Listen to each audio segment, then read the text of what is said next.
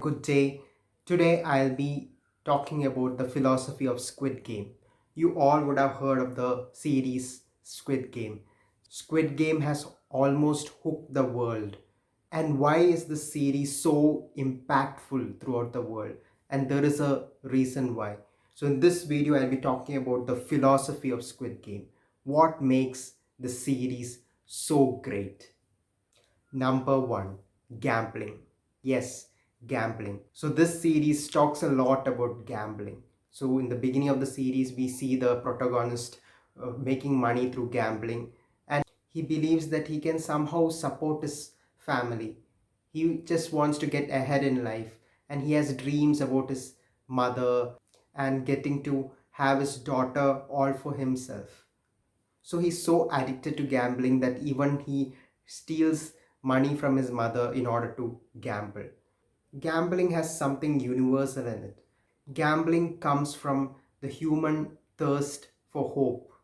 So human beings are very hopeful animals. We always hope that tomorrow would be a better day. We always have huge dreams about things that are going to happen to us. We believe that tomorrow we are going to make more money and tomorrow we are going to have more luck. So life itself is a gamble. We make all our choices based on some kind of gamble. And finally, humans gamble on humans. So we live in a capitalist society where capitalists exploit the workers. So the capitalists actually gamble with the lives of the workers. And it goes on and on and on. Now we come to the number two philosophy of Squid Game. That is, our financial system is dystopian. So we live in a very complicated financial setup based on debt, profit, and interest. And many people fall victim to this financial system. So in Squid Game, all our gamers are actually people who are deep into debts and they have no way to escape the system. They fall prey to the Squid Game, which could give them a new opportunity in life. Our financial system is actually dystopian. You don't need to live in a dystopian state to experience it.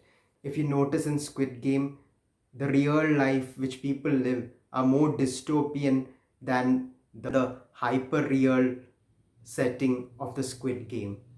The number three philosophy of the Squid Game is the failure of democracy. Yes, by the end of episode 1, all the participants in the Squid Game get to vote. Of course, they vote to get out of the game, but they cannot escape it. They vote for their own oppression. In the end, they come back unable to bear reality. They actually vote for their own oppression. So we think that democracy would give us certain kind of rights, and we believe that democracy is the best system around.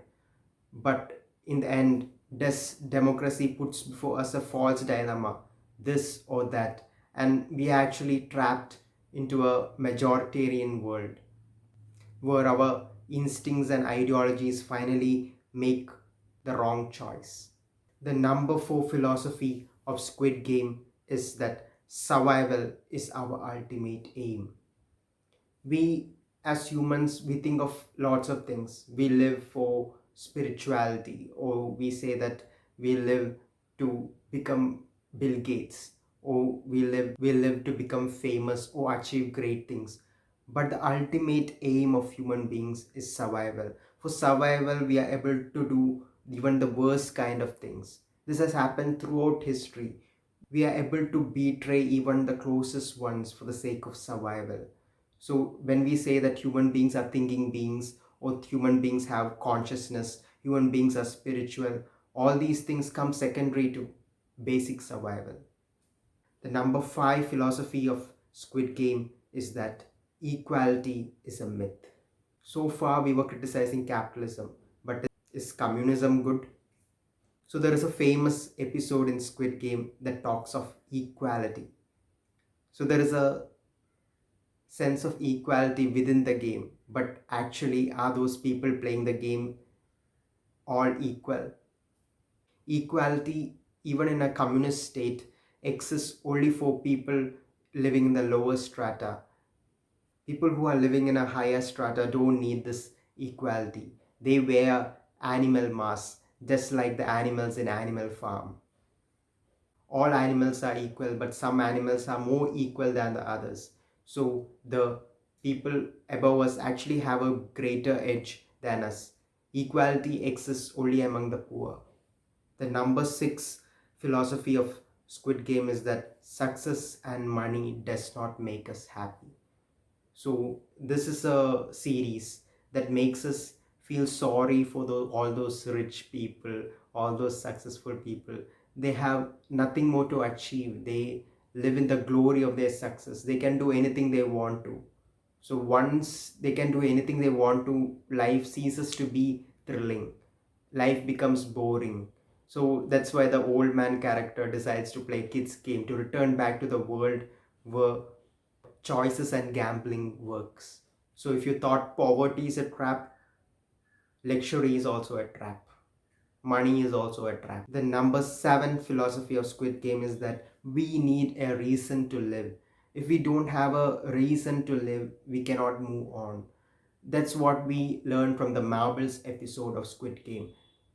The most tragic death in the Marbles episode is that of a girl who has no reason to live. She asks the other girl, "What are you going to do with this prize money?" And the other girl talks of uh, taking her brother to her parents and giving a life for her brother. And she has all kinds of dreams.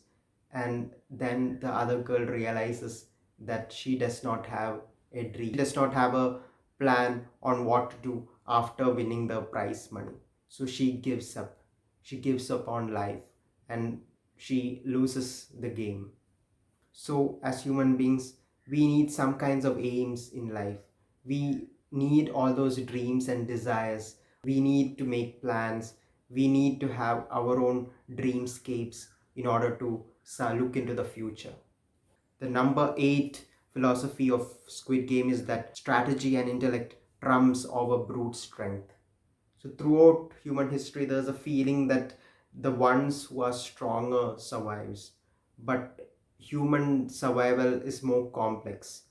Take the tug of war match in Squid Game, for instance. So it's not the strongest team that wins. The ones that have better strategy and the ones who use their brains, they are the ones who win the tug of war match. As I told you earlier, the main goal of human beings is to survive. And for this survival, we need to use our intellect. As a conclusion, I would say that Squid Game is very universal because of the point 4, because of because the game is about survival. So even if you are living in Korea or India or USA or France, you have the human instinct for survival. So our cultural differences or our religious differences doesn't matter.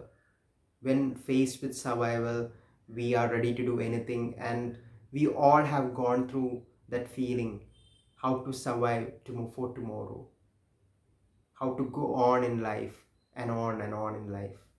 So that's what makes Squid Game universal.